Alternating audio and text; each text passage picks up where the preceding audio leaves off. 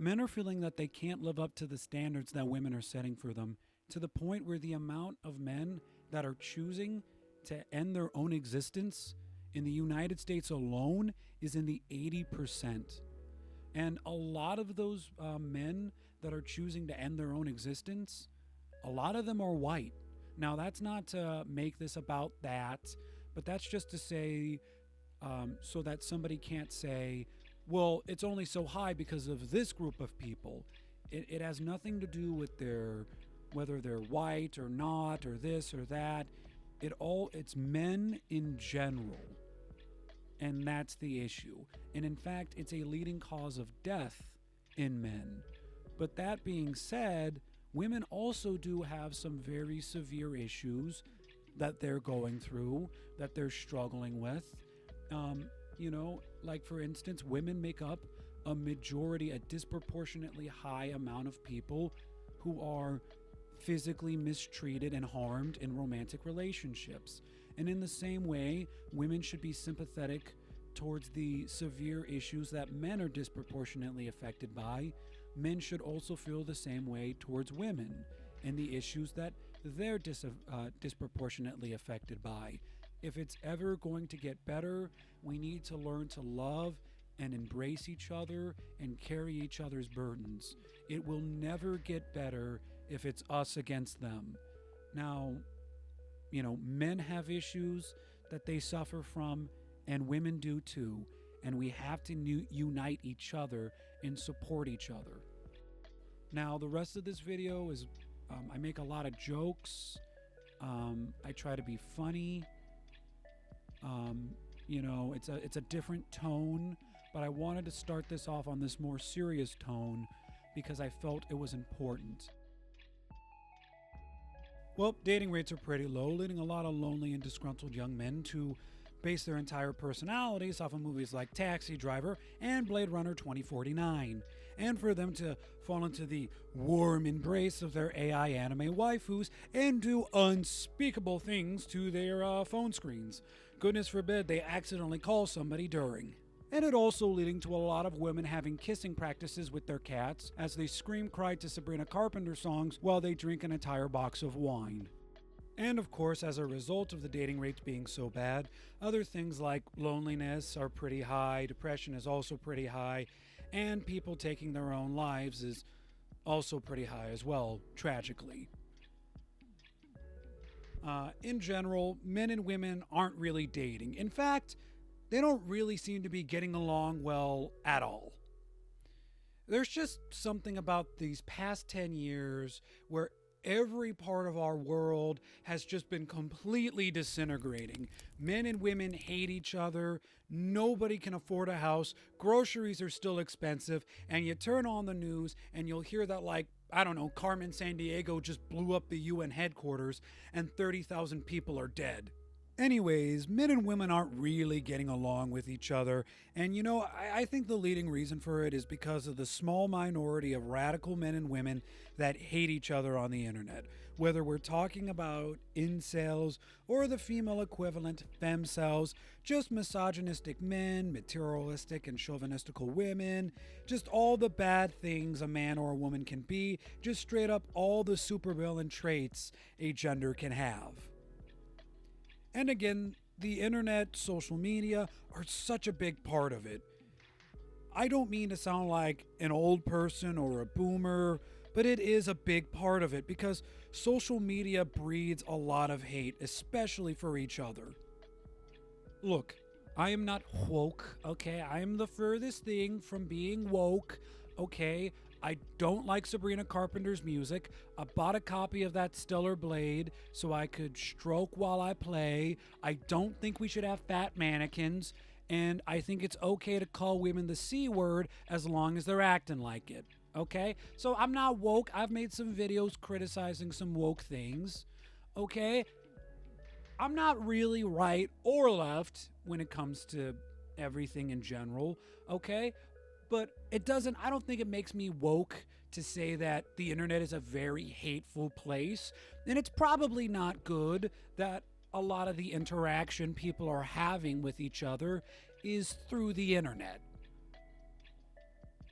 Now, after my vigorous defense of me not being soy, I want to state that people aren't really socializing with each other now. They're not going out, they're not meeting each other or new people or making friends.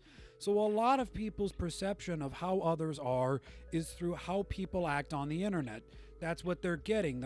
They're interacting with people through the internet. They're seeing others act with each other on the internet, and they go out and they bring that energy into the world. So now the few interactions people are having with each other in the real world, they're treating it like it's the internet still, because they believe that's the way people act outside of the internet and how they're supposed to act outside of the internet.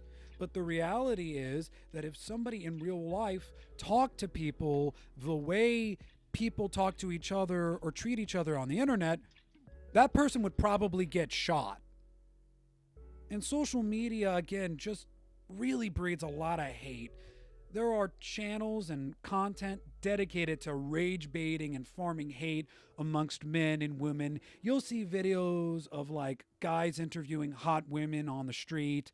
They're all actors, by the way, and they'll say like, what do you think makes a man attractive? And they'll say something like, well, he's got to be 6'5" and he's got to make six figures. And if he's short and poor, he deserves to die alone. And then men see that, and then they believe that that's how women are in the real world. And then they start to become bitter and hateful towards women. And then women will see the same thing and become outraged. They'll see like a video of a chick crying, and she'll be like, my husband doesn't buy me flowers and he calls me fat. And then women again will see that, think that's how men are, and will hate men.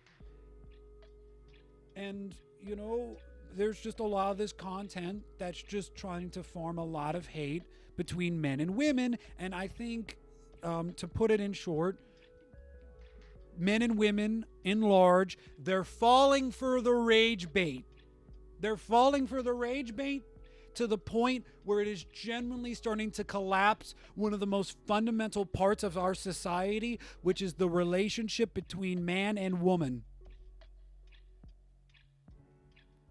And another part of the big issue here is men and women are not being reciprocant and sympathetic towards the pain and the suffering of each other. Look, I don't care if you're alt-left woke, all the video game ladies should be unattractive and with massive chins, or if you're alt-right crazy, like all women in video games should have the biggest bazookas in the world and should be overly sexualized. It doesn't matter if you're alt-left or you're alt-right, okay?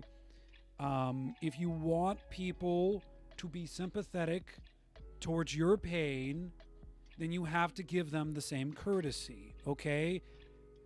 There's this selfish tendency where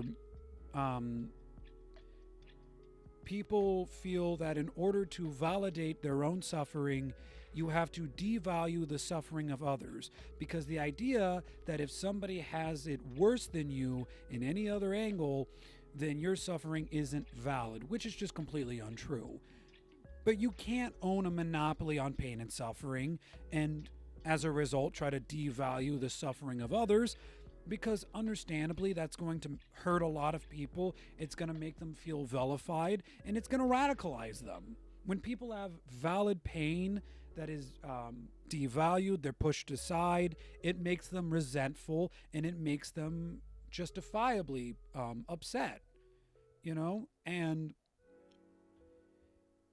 again, I can't say this enough. If men and women want each other to start being understanding and recipient and sympathetic towards each other's pains, then you've got to give the other the same courtesy. Men and women need to start doing that for each other if they ever expect the opposing gender to do it for them. And I don't want to hear this, well, there's just no good men in the world, or there's no good women in the world. You're literally saying, I'm not the problem, it's everyone else in the world that's the problem. Okay, that's just ridiculous.